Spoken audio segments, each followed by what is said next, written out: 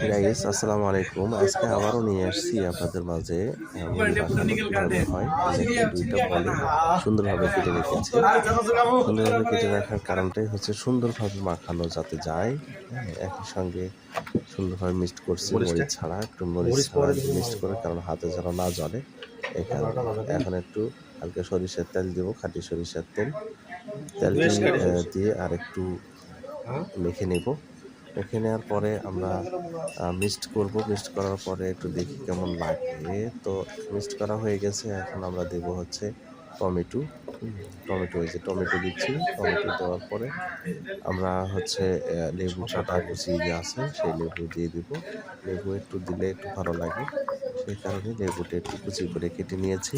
তো কুচি করে কাটার কারণে হচ্ছে যে সবার মুখে মুখে পড়বে। তো তার আগে একটু আবার দেখলাম যে ছোলা বুট দিয়ে দিচ্ছি। ছোলা বুট দেওয়ার পরে এটা একটু মিক্সড করে নেব। মিক্সড করে নেওয়ার পরে আবার দেব হচ্ছে চানাচুর। মিক্সড করে নেব। মিক্সড করে নেওয়া হয়ে যাচ্ছে, দেখতে পাচ্ছেন। এই যে চানাচুর দিয়ে দিলাম। চানাচুর দেওয়ার পরে চানাচুরটা চারিদিকে দেওয়ার পরে এখন এর উপরে একটু মুড়ি দেবো। আসলে নতুন সংখ্যা তো বেশি, সেক্ষেত্রে মুড়ি তো পরিমাণ ছাড়া দেওয়া যায় না। এখন মুড়ি দিয়ে দিলাম। তো মুড়ি দেওয়ার পরে এখন মুড়িটা মেখে নেব কিভাবে কি করা যায়। তো মুড়ি মাখার সময় আর একটু তেল দিয়ে দিলাম। তেল হালকা করে দেওয়ার পরে এখন একটু মেখে নেব। মনে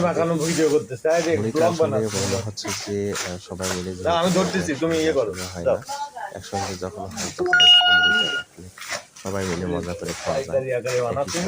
কি হয় হাল্লা আসলে সবাই মিলে অ্যাডজাস্ট করে সুন্দরভাবে মেখে আমরা খাইতে শুরু করি। আল্লাহ হাফেজ।